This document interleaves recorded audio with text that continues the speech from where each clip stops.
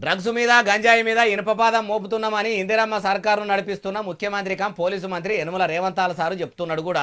అయినా కూడా ఖుద్దు CM sir చెప్పినాక కూడా లెక్క చేయకుండా గంజాయిని సప్లై చేసే సాడే సాధగాలు చేయబట్టి కొందరు పిల్లలు ఎంత ఆగమవుతుర్రో చూడురి. తలుపు పెట్టి చెప్తే కొలుపు పెట్టి ఇన్నట్టే తయారైనరు కదా కొందరు స్మగ్లర్లు.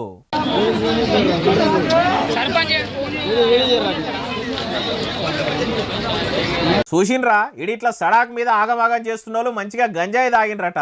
దాని మత్తులు అసలు ఏం చేస్తుండ్రో అర్థం కాకుండా పెయి మీద బట్టలు పోతున్నా సోయి లేకుండా కొట్టుకుంటుండ్రట, తిట్టుకుంటుండ్రట. మందలు ఇచ్చిన వాళ్ళని కూడా నోటితో చెప్పరాని చెవులతో నినరాని మాటలు అంటుండ్రట.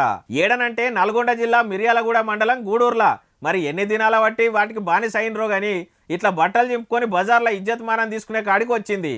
తాగిన వాళ్ళు గుట్టు సప్పుడు కాకుంటున్నారా అంటే ఇట్లా నడిజాం దాకా సడాక్ మీదకి ఎక్కి వచ్చిపోయేటోళ్ళ బండ్లకు అడ్డం తిరుక్కుంటా ఆగం చేయబడుతుంది.